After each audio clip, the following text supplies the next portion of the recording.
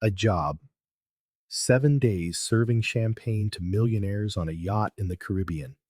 But on the fourth day, she became the center of an obsession for a man who had never wanted anyone, Jack Baltazar, the most feared CEO in the country, rich, handsome, and dangerous.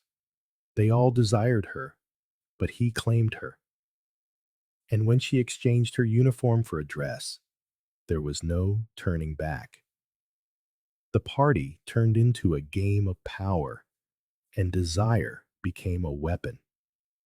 The sun melted into the horizon like liquid gold as Zara stepped onto the deck of the Celine, the 80-meter superyacht anchored in the turquoise waters of St. Barth. The heat was sliced by a salty breeze, but what truly sent shivers across her skin was the certainty that this world was not hers. Dressed in an impeccable black uniform cinched at the waist with a linen apron, she carried the tray as if it were an extension of her own body. Her low heels echoed softly on the polished wooden deck, amid the subtle lounge music playing in the background. The boisterous laughter, the clinking of champagne glasses, the flashes of luxury cell phones. It all felt like an illusion, scripted for a film in which she had no part. "First day," whispered an older staff member, passing by with a sly smile. Zara nodded, swallowing hard. 7 days. 7 cursed days. That was the temporary contract, serving VIP guests at a week-long party on the yacht of the French billionaire, Luc Mornier. The opportunity had come out of nowhere, and she had seized it like a drowning person grasping a rope. Generous pay, included meals, and, if all went well, a chance to catch the eye of the elite, even if only as a reliable hand for high-end events. She just needed to keep her head down, serve, smile, and vanish. But fate, that mischievous rogue, had other plans. The first impact came when Zara descended to the main salon to serve the arriving guests. The space was a decadent blend of sophistication and indulgence. White leather sofas, suspended glass sculptures, warm lighting, and a bar that seemed lifted from a millionaire's drunken dream. There he was, entering as if the place already belonged to him, and perhaps it did.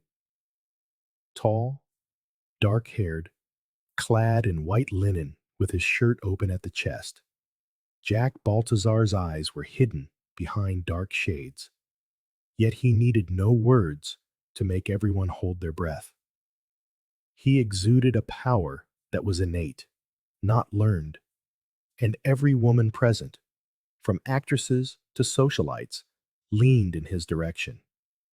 Beside him, a stunning blonde clung to his arm with the confidence of an old acquaintance, her dress seeming to meld with her skin. But Jack appeared oblivious, his gaze sweeping the room like a detached radar, bored and impassive. Zara averted her eyes before his could meet hers, yet she felt a chill down her spine, a knot in her stomach, as if something inside her had been warned. Danger. Throughout the afternoon, she caught glimpses of him 3 more times, always surrounded, always silent, always above it all, as if nothing could touch him. That untouchability was what made him magnetic. He desired no one, all control and distance, while the world crawled for a scrap of his attention.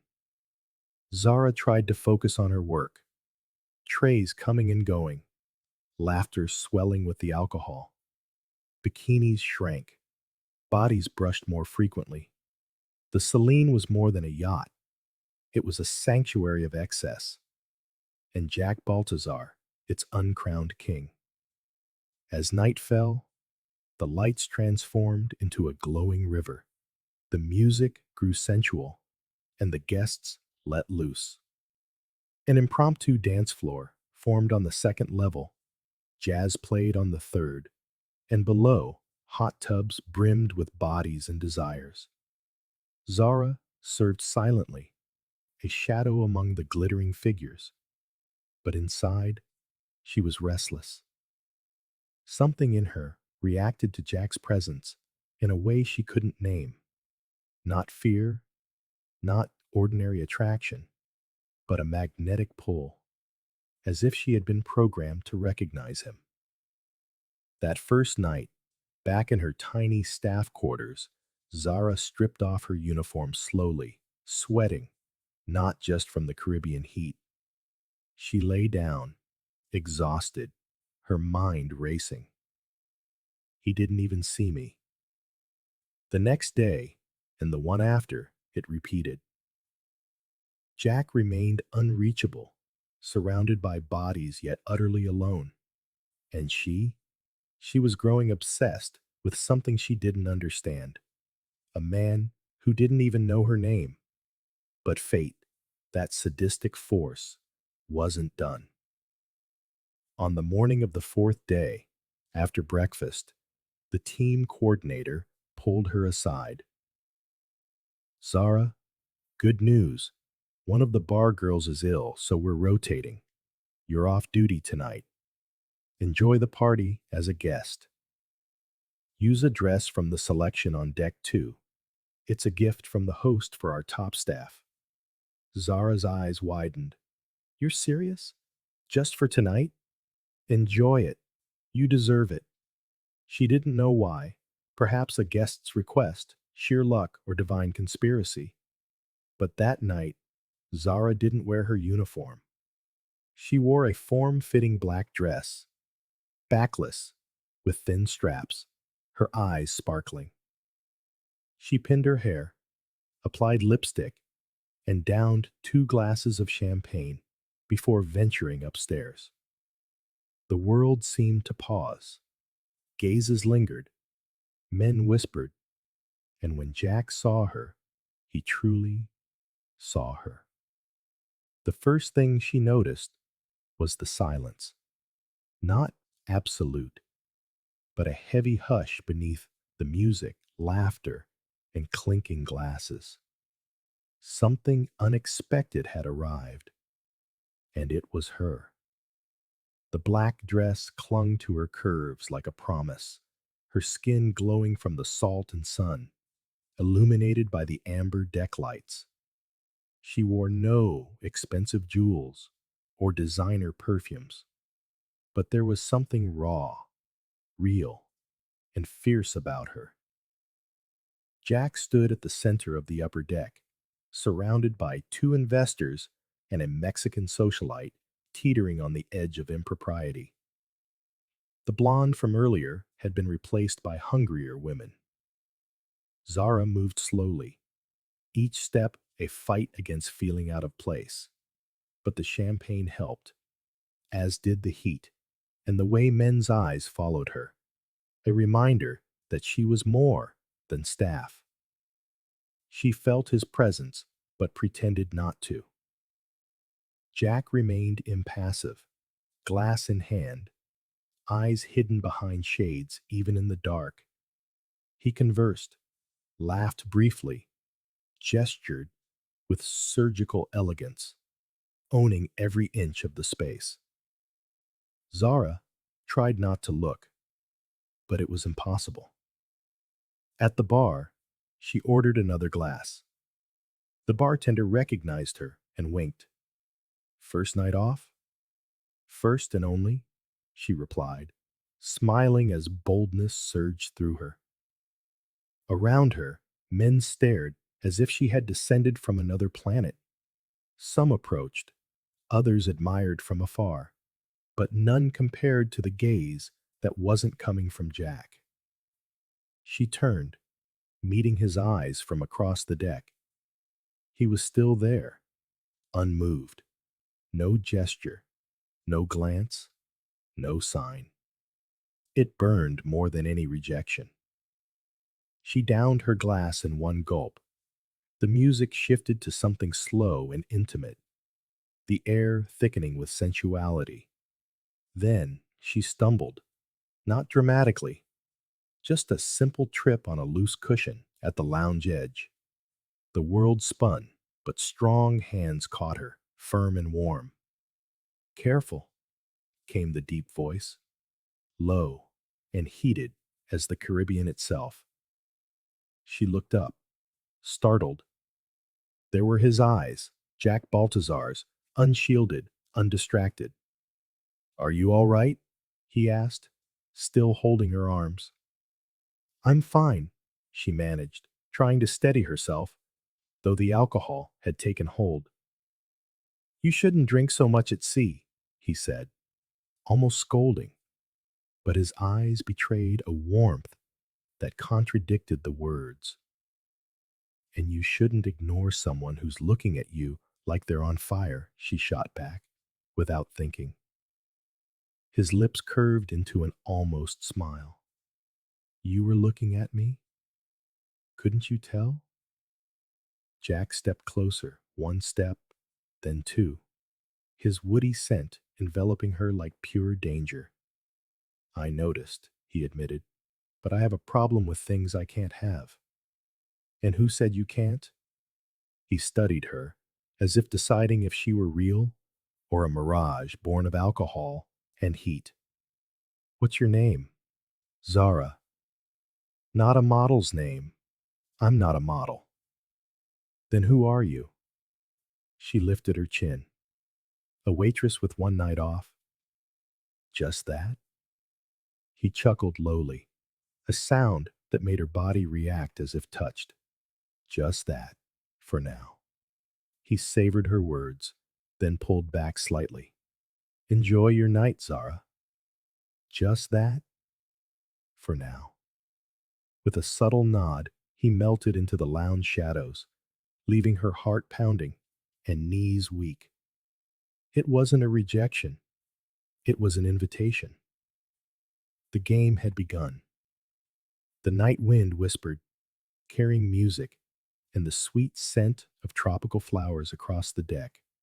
But nothing pierced the bubble of heat surrounding Zara. Jack knew her name, had held her, and vanished, leaving an unspoken question, a lingering touch on her arms, and a restless ache within. She descended to the lower salon, where the party pulsed with intensity. Sweaty bodies moved in languid, luxurious rhythms, some dancing, others simply touching. It was designed to provoke, seduce, and test boundaries. Zara had never seen herself as one of those women, but tonight she wasn't staff. She wasn't invisible. And from the way eyes followed her, she was anything but forgettable. Zara, right? It was Julian, the bartender, shirt unbuttoned, with an easy smile. You look, wow. Can I get you another glass? You're off duty, I hear. She smiled and accepted. The champagne bubbled, but what truly effervesced was something inside her. As she sipped, she felt it.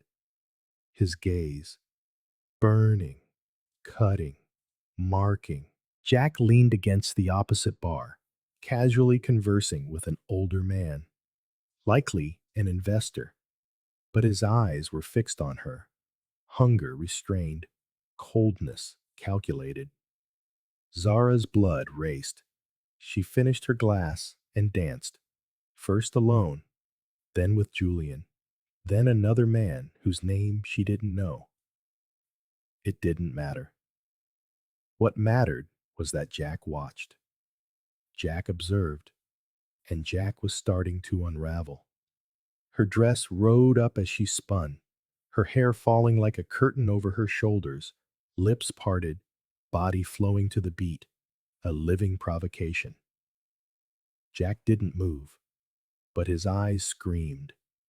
As she passed him deliberately, close enough to feel his body's heat and his scent hit like a sensual punch. She whispered, "Enjoying the show?"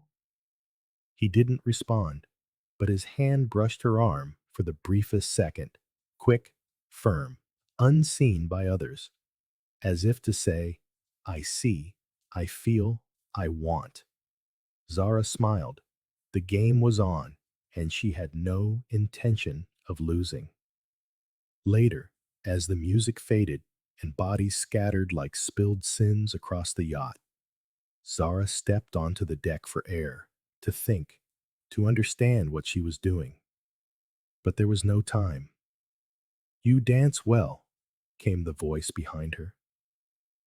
Jack, alone, no one clinging to his arm, no investors, no masks. She turned slowly. "So do you," she replied. "I didn't dance." "Exactly. Only those who don't need to dance can command the floor." He approached step by step, deliberate and lethal, like a predator sizing up its prey. Was she drunk? A little. Dangerous? For whom? Jack met her gaze. "For me," she laughed lightly, defiantly. "The most feared CEO in the country, afraid of a tipsy waitress?" "I'm not afraid," he replied, "but I crave control." "And you think you'll control me?" she challenged. He took another step, bringing them face to face, so close her lips brushed his words, a mere movement away from explosion. "I think I've already started," he murmured. The silence between them roared louder than any music. Zara swallowed hard, her body responding, her chest rising and falling rapidly, legs trembling, yet her eyes still defiant. "Then why are you waiting?" she provoked. Jack chuckled, low and husky, sinful. "Because I enjoy seeing how far you'll go without my touch." She stepped back, but he caught her wrist. "Not now," he said firmly. "Not yet. You've had too much to drink. When I want you, and I will, I want you sober, fully aware of every second, every command, every touch." Zara breathed deeply. "Was that a promise?" "No," he replied. "A sentence." And with that, he released her and vanished into the darkness of the spiral staircase leading upstairs. Zara stood there, skin aflame, heart at war, lips yearning for a taste they'd yet to know, but would very soon. She didn't sleep that night. It wasn't the narrow mattress or the gentle sway of the yacht in the sticky Caribbean dawn that kept her awake. It was him, his gaze, the heat on her wrists where Jack Baltazar had touched her, her entire body screaming for something inevitable yet unrealized. She tried to rationalize, to breathe deeply and remember herself. But alone in the back room of the Celine, Zara touched herself out of anger, desire, for him. As the sun rose, she still tasted his absence. The day dragged on, suffocating, as she slipped back into her black uniform, her skin begging for what the fabric couldn't conceal. She exchanged no words with Jack, didn't seek him out, but felt his presence nearby. On the sixth day, everything unraveled. Late afternoon, the team coordinator approached her in the backstage corridor. "Zara, the host wants you at tonight's closing party as a guest, a special break just for you. You can wear anything from the closet on deck 3. Zara blinked in surprise. "He requested me?" "Yes, you've been noticed," the coordinator said with a knowing smile. "Chosen attire? You don't need to ask who." In the closet, Zara selected a red dress, tight, bold, scandalously short on the thighs and open at the back. Nothing elegant, all provocation. That night, she entered the main salon as if she belonged, no longer invisible or a mere distraction. She was the threat. Jack stood at the bar, glass in hand, alone. She went straight to him, no pretense. "You had me called?" Jack looked her over slowly, savoring every detail. "I had you freed, and what do you want with me now?" He set his glass down and met her eyes. "Everything." Zara bit her lip, not in shyness, but in challenge. "Then stop talking." He didn't respond. He acted. Jack pulled her by the nape. No warning, no fear. His mouth crashing into hers like an explosion. The kiss was everything she'd imagined, and more.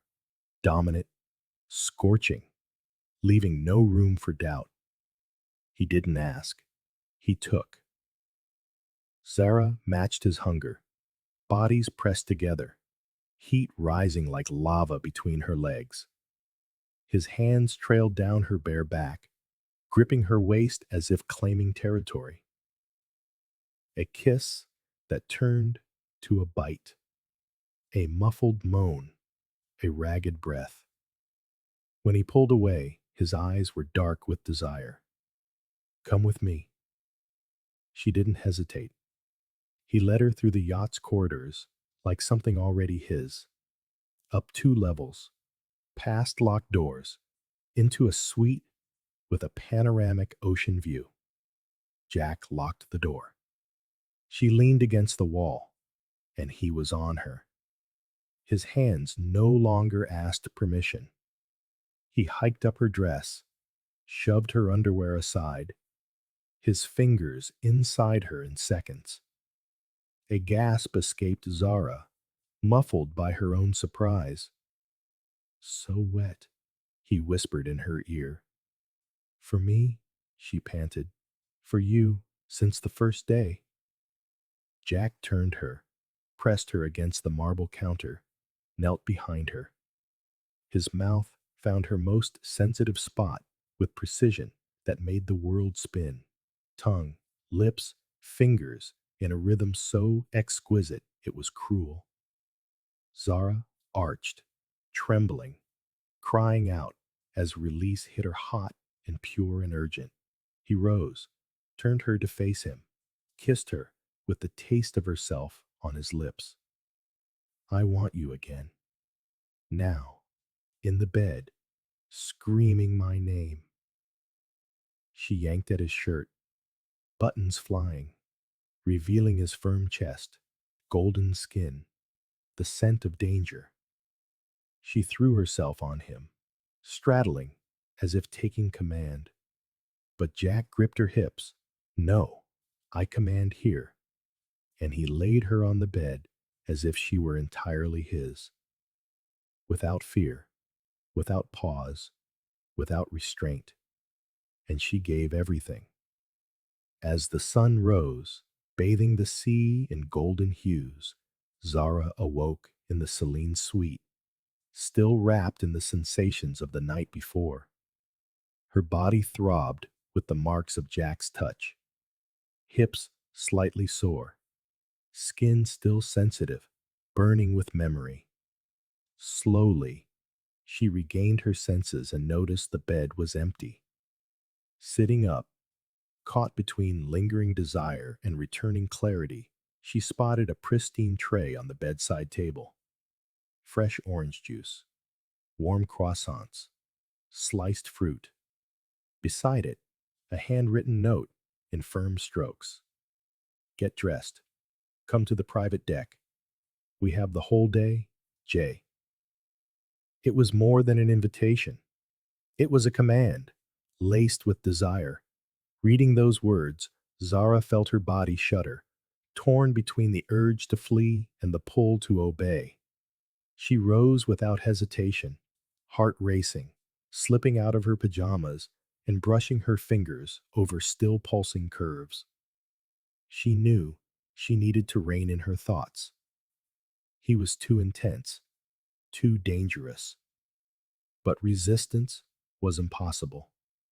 17 minutes later, Zara walked with determined steps toward the private deck, wearing a black string bikini that showcased her bronzed skin, topped with a sheer cover-up that hinted at her silhouette.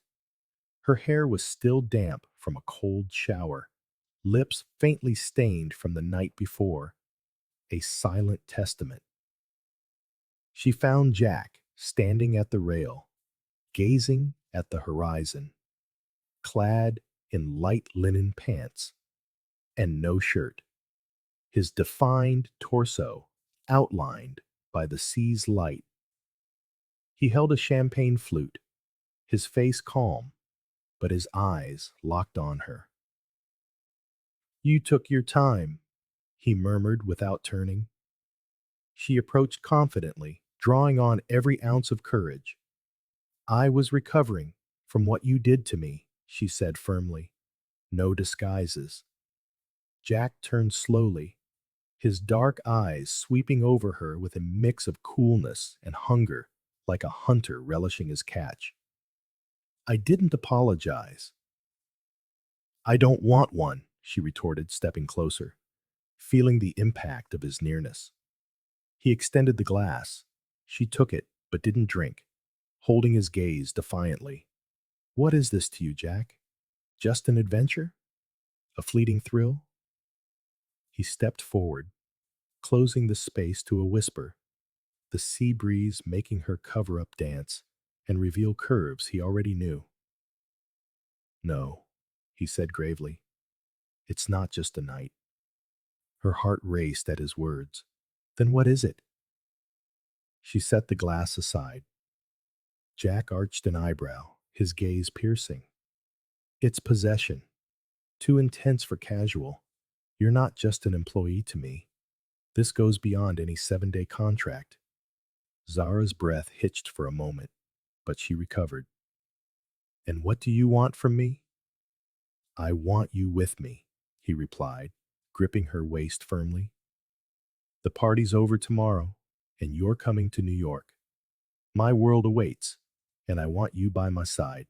No uniform, no excuses."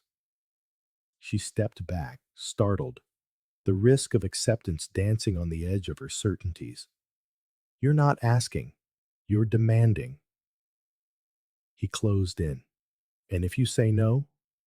His response was swift. "I'll remind you in the only way I know how.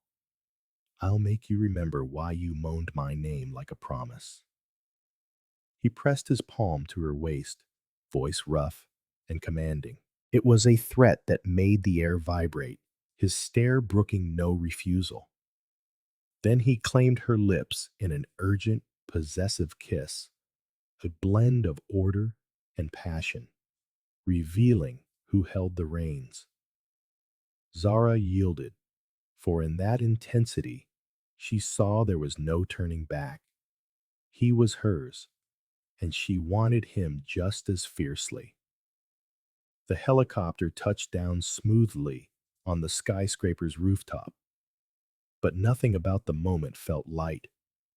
Zara stepped out, hair pinned back, sunglasses shielding her eyes, her body still marked by their Caribbean days. The black dress clung to her curves with the same precision as Jack's gaze from the seat beside her. Jack Baltazar, New York seemed smaller when he returned to his empire, with her at his side. They entered his penthouse in silence, yet it was theatrical. A 2-story apartment in Manhattan's heart, with floor-to-ceiling windows making the sky feel within reach. "Welcome to my home," he said, tossing his coat onto the leather sofa without breaking eye contact. Zara moved through the space like exploring enemy territory. Everything screamed power, the modern art, the climate-controlled wine cellar. "Impressive, cold, expensive," she remarked, eyeing the pieces. It even smells of solitude. Jack approached slowly. It will warm up. Now, he murmured, his voice like silk on bare skin. She turned to face him, unflinching. We slept together on the yacht multiple times.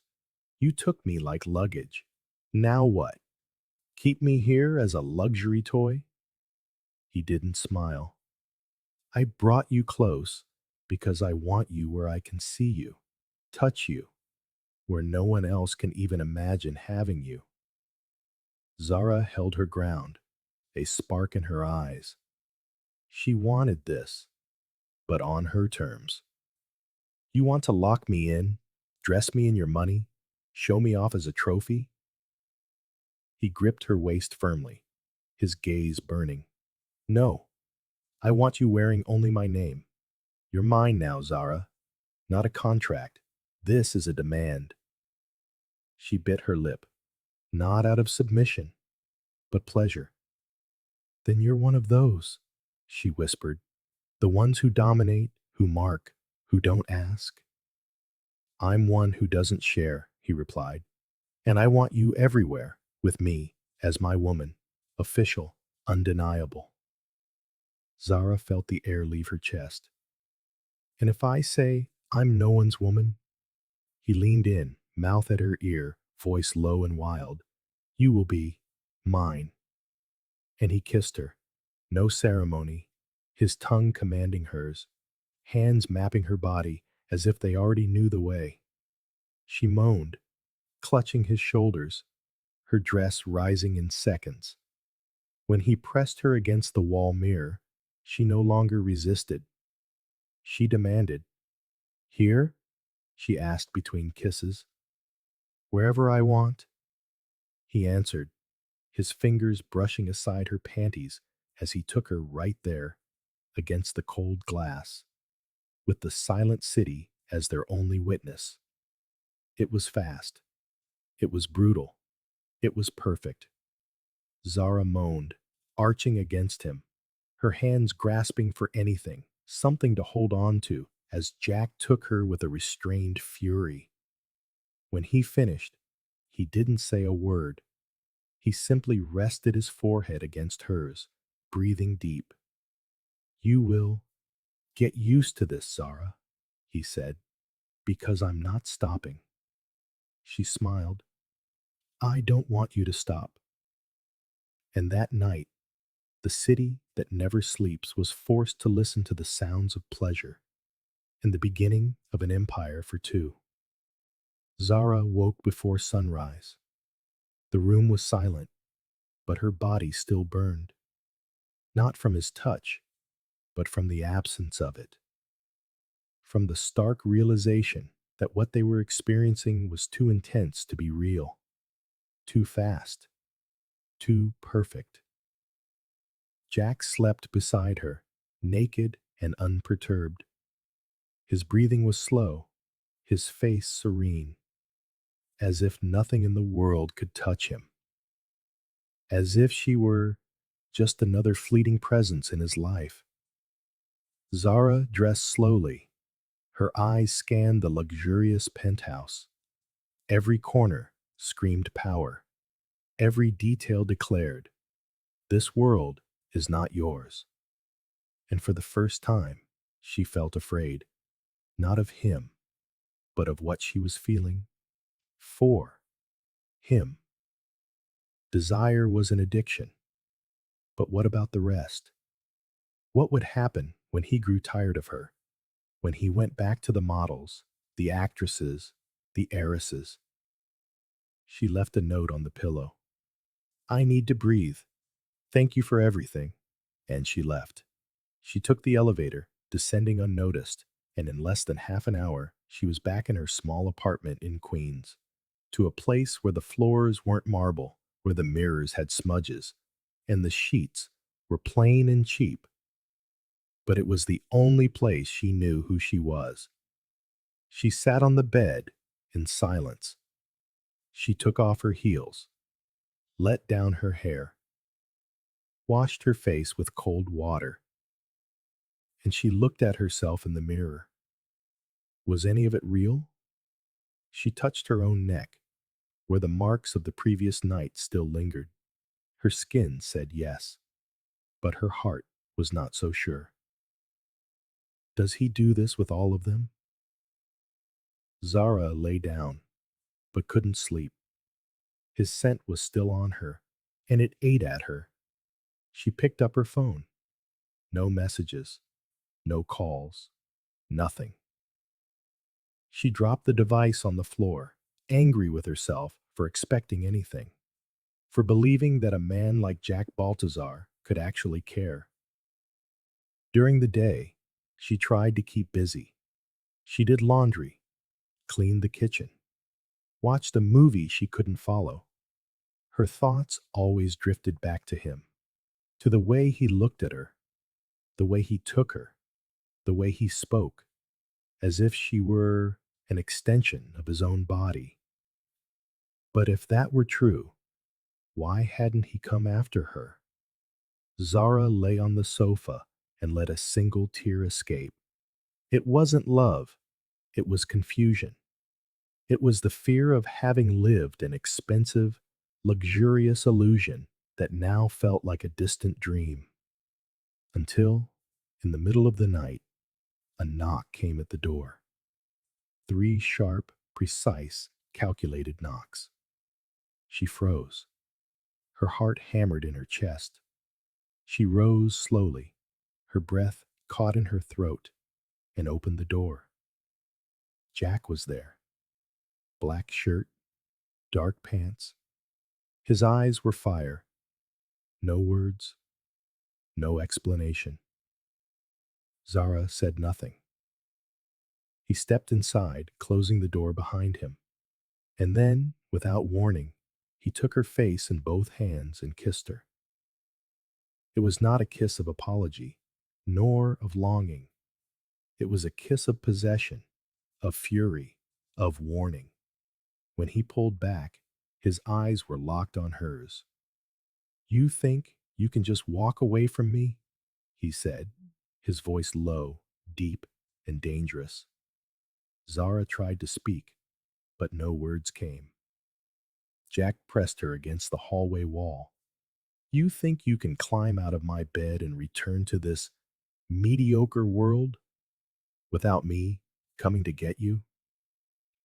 She took a deep breath, her chest rising and falling rapidly.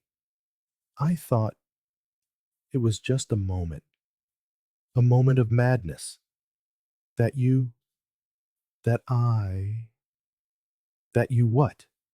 That I'd go back to another, as if you were nothing?" He stared at her as if every word were a sentence. "I don't share, Zara, and I don't forgive. And now, you're going to learn something. When a man like me makes a choice, he doesn't unchoose." She was panting, hot, scared, and aroused. "Shut up," Jack growled, and kissed her again, harder, more brutal, more his. That night, the simple apartment became a war zone. The small bed witnessed the fiercest reclamation a man has ever waged upon a woman. And in the end, as she slept on his chest, breathless, marked, and submitted to his touch and to the feeling, Jack whispered in her ear, "The next time you feel like leaving a note, write this. Take me with you, because I won't accept any other way out." 3 days. That's how long Zara went without hearing his voice, without feeling his touch, without a single message. And for 3 days, she lived with her body silent, but her heart screaming. There was no resentment, only uncertainty. It wasn't anger, it was absence. What they had lived wasn't an affair. It wasn't a game. It was something growing too big, too fast, too strong. And that scared her more than any shout. Zara washed the dishes, folded clothes, went to work. She feigned normality, but at night she would lie in her small bed, stare at the cracked ceiling, and ask herself, did he even think of me today? The answer came on the fourth night, with a sharp ring of the doorbell at 8 o'clock. She opened it, her heart already racing, and there he was, Jack Baltazar, holding a bouquet of simple, almost shy white flowers. No suit, no tie, just a white shirt with the sleeves rolled up, his eyes fixed on hers, and the faint smile of a man who hadn't slept properly since she'd left. "Hi," he said. Zara crossed her arms, leaning against the doorframe, studying him as if he were a rare painting. She was trying to look less desperate. He gave a half smile. It wasn't working. She let him in. The silence was heavy for a moment, but not uncomfortable. It was a silence that was full, alive with memories, and thick with unspoken words. A silence that screamed, "I missed you, but I don't know how to say it." He placed the flowers on the table. She sat on the sofa. He sat beside her. "I thought about you every day," he said, without preamble. "But I wanted to give you space." She looked at him. "I thought you'd given up." Jack leaned forward, elbows on his knees, his eyes downcast, as if for the first time he was vulnerable. "I don't know how to be gentle, Zara. I don't know how to be simple. I want you, in my world, on my terms, in my life." She took a deep breath. "You want to keep me? I want to have you, not as a pastime, as a choice, as a part of me, as a constant." She smiled, a calm, warm smile. "Then let's do this the right way, Jack. No running away, no disappearing, no games. You want that?" "I want to date you, you idiot." He blinked, then laughed, a sound of disbelief and relief. "With a right to a toothbrush, and fighting for space in the bed and a routine?" "With all of that," she confirmed, "and with nights like the ones we've had, with you looking at me like the rest of the world doesn't matter, with you reminding me that I don't need anything else but this." She rested her forehead against his.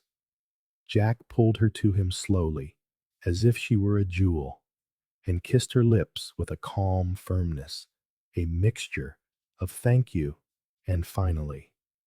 And that night, they didn't have sex like before. They made love. Raw, slow, and silent. The kind that doesn't need to prove anything, only to feel. She fell asleep with her head on his chest, and he ran his fingers through her hair until he drifted off as well. 1 year later, Zara lives with Jack in his Manhattan penthouse, but the space has changed. Not the furniture, but the energy. Her clothes share the closet with his shirts. Breakfast now includes toast and organic fruit. The marble table now bears the scratches of intense nights. And the grand piano in the living room is stained with lipstick. They haven't married, haven't made anything official, but everyone knows. She accompanies him to galas. He goes with her to small coffee shops. He doesn't try to change her, and she doesn't try to understand everything he is. That is their silent agreement. They stay because they want to, and they want to like hell.